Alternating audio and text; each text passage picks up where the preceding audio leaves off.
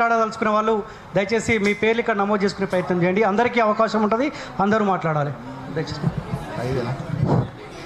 Digital media మిత్రులందరికీ కూడా ఉద్యమ వందనాలు. ఇక్కడ ఈ డిజిటల్ మీడియాలో పనిచేస్తున్నటువంటి వాళ్ళల్లో సగానికి పైగా తెలంగాణ ఉద్యమంలో మేమంతా కూడా కలిసి పనిచేసినాం. వీళ్ళంతా తెలంగాణ ఉద్యమకారులు, తెలంగాణ రావాలని చెప్పేసి కొట్లాడిన వాళ్ళు, అనేక కేసులు ఎదుర్కొన్న వాళ్ళు, అదేవిధంగా జైలుకు వెళ్ళిన వాళ్ళు కూడా ఇందులో చాలామంది ఉన్నారు.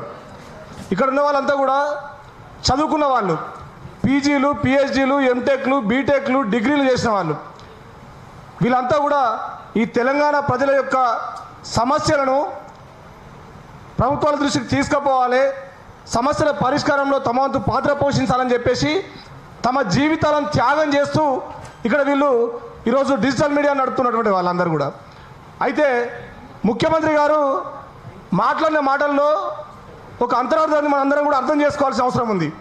ఏం మాట్లాడుతున్నాడు? వాళ్ళు మాట్లాడే భాష, వాళ్ళ సంస్కృతి, అదేవిధంగా సీనియర్ జర్నలిస్టులకు వాళ్ళు ఇచ్చే గౌరవం, ఇవి చూసినప్పుడు నాకు స్టేజ్ మీద నుంచి కిందికి పోయి చెంప వలకూడదని చెప్పేసి నవ్వుతూ ఏదో వెకిలి మాటలు మాట్లాడుతూ ఉన్నాడు. ఎంత దుర్మార్గం ఇది! ప్రజాస్వామ్య పాలన అంటున్నావు, ప్రజాపాలన అంటున్నావు. నీవు అడ్వర్టైజ్మెంట్లు ఇచ్చి నడిపే పత్రికలు, మీడియా ఛానళ్ళు కావు ఇవి నిరంతరం వాళ్ళు స్వయంగా అనేక త్యాగాలు చేస్తూ జనం సమస్యలను గ్రౌండ్లోకి వెళ్ళి తీసుకెళ్ళి రిపోర్ట్ చేస్తున్న వాళ్ళు. కాబట్టి నువ్వు భయపడవు, ఇవ్వాలి డిజిటల్ మీడియాకు నువ్వు భయపడవు కాబట్టే వాళ్ళ మీద ఒక దుష్ప్రచారం చేస్తూ ఉన్నావు. నీ ప్రభుత్వాన్ని కూలగొడితే డిజిటల్ మీడియా వల్లనే కూలిపోతున్నటువంటి ఒక భయం నీకున్నది కాబట్టే ఇలా నువ్వు డిజిటల్ మీడియా మీద దుష్ప్రచారం చేస్తూ ఉన్నావు. కాలు మీద కాలు వేసుకుంటే తప్పేందల్లా. సీనియర్ జర్నలిస్ట్ గౌరవించాలనేటువంటి విషయం వీళ్ళందరికీ తెలుసు.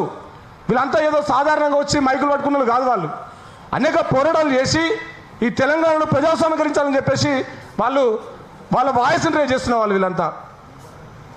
ముఖ్యమంత్రి, నువ్వు తెలంగాణ ఉద్యమంలో చంద్రబాబుతో కలిసి ఉన్నావు. నీకు తెలుసో తెలియదో ఆ రోజు మాట్లాడినాం మేము, పెన్నులపై మన్ను కప్పితే గన్నులై పేలుతాయని చెప్పేసి. ఈ సందర్భంగా చెప్తా ఉన్నాం, డిజిటల్ మీడియా మైకులను నువ్వు అంచేయాలని చూస్తే నీ ప్రభుత్వంపై గ్రనేడ్లో పేలుతారు వీళ్ళంతా కూడా. గ్రనేడ్లో పేలి నీ ప్రభుత్వాన్ని 16 వక్కలు చేస్తారు వీళ్ళు. 16 వక్కలు చేసి నీ ప్రభుత్వాన్ని కూలగొడతారు. జాగ్రత్త, నువ్వు మాట్లాడే ప్రతి మాట ఆలోచించుకొని మాట్లాడాల్సిన అవసరం ఉన్నది. ఉస్మానియా యూనివర్సిటీ విద్యార్థులుగా నిరుద్యోగుల తరపున అనేక సందర్భాల్లో మేము పోరాటం చేసినాం. స్కాలర్షిప్ చేయాలని చెప్పేసి పోరాటం చేసినాం. ఏ రోజైనా ఈ ప్రధాన స్రవంతి మీడియా ఛానళ్ళు మా వార్తలు కవర్ చేయడానికి ముందుకు వచ్చినాయా? ప్రతి సందర్భంలో మీ పోరాటాలకు మేమున్నామని చెప్పేసి ఇలా డిజిటల్ మీడియా సోదరులంతా కూడా మాతో పాటు ప్రజా సమస్యలను నిలగెత్తి చాటుతూ ఉన్నారు. ఇవన్నీ చూసే కదా ఈ సమస్యల పరిష్కారంలో నీ వంతు నీకు చేత కాకనే కదా వీళ్ళ మీద ఇలా నువ్వు దుష్ప్రచారం చేస్తూ ఉన్నావు. 4th ఎస్టేట్ అని చెప్పి మాట్లాడుతూ ఉంటాం. ఇవాళ నిజంగా ధైర్యంగా ఎవరైనా ప్రజా సమస్యలను ఎలుగెత్తి చాటుతూ ఉన్నారంటే నిష్పక్షపాతంగా ప్రజల మధ్యలోకి వెళ్ళి గ్రౌండ్ రిపోర్ట్, ఏదైనా మారుమూల ప్రాంతంలో అత్యాచారం జరిగితే అక్కడికి వెళ్ళి రిపోర్ట్ చేసే వాళ్ళు ఎవరన్నారంటే వాళ్ళు ఇలా డిజిటల్ మీడియా సోదరులే. ఎక్కడైనా ఇప్పుడు ఒక రౌడీ ఒక సాధారణ ప్రజలకి బెదిరించినప్పుడు కూడా వాళ్ళు ధైర్య సాహసాలతోటి ప్రజల వైపు నిలబడేది ఎవరన్నా అంటే వాళ్ళు డిజిటల్ మీడియా సోదరులే. కుంభకోణాలు ఎలుగెత్తి సాధ్యత ఎవరన్నా అంటే కమిషన్లకు ఎప్పుడు కూడా ఆశపడలే. మేము చెప్తా ఉన్నాం, అనేక సందర్భాల్లో అనేక పోరాటాలు నిర్వహించినాం. కనీసం ఛాయ్ నీళ్ళు కూడా ఏ రోజు వాళ్ళకు పోయలే. మేము ఛాయ్ నీళ్ళు కూడా ఏ రోజు వాళ్ళకు పోయలే.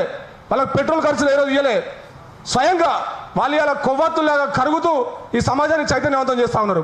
ఇట్లాంటి ఒక బాధ్యతాయుతమైనటువంటి డిజిటల్ మీడియా మీద మీరు ఇలాంటి మాటలు మాడినందుకు మేము ఉస్మానియా యూనివర్సిటీ విద్యార్థులుగా డిజిటల్ మీడియా సోదరులందరికీ కూడా రేవంత్ రెడ్డి గారు తక్షణమే క్షమాపణ చెప్పాలని చెప్పేసి ఈ సందర్భంగా డిమాండ్ చేస్తూ ఉన్నాం. లేకపోతే భవిష్యత్తులో నీ ప్రభుత్వాన్ని తీసుకుపోయి చెత్తబుట్టల డిజిటల్ మీడియా సోదరులు, ఉస్మానియా యూనివర్సిటీ విద్యార్థులు, అదేవిధంగా ప్రజా సంఘాల మేధావులు అందరూ కూడా కలిసి కట్టుగా నీకు సరైన బుద్ధి చెప్తారని చెప్పేసి ఈ సందర్భంగా తెలియజేస్తూ విద్యార్థుల, జర్నలిస్టుల, ప్రజా సంఘాల మేధావుల ఐక్యత వర్ధిల్లాలని చెప్పేసి కోరుకుంటా ఉన్నాను. థ్యాంక్ యూ అన్న. శివ స్టూడియోస్ నుంచి లావణ్య గారు ఒక 2 నిమిషాలు మాట్లాడాల్సిందిగా రిక్వెస్ట్ చేస్తా ఉన్నాం.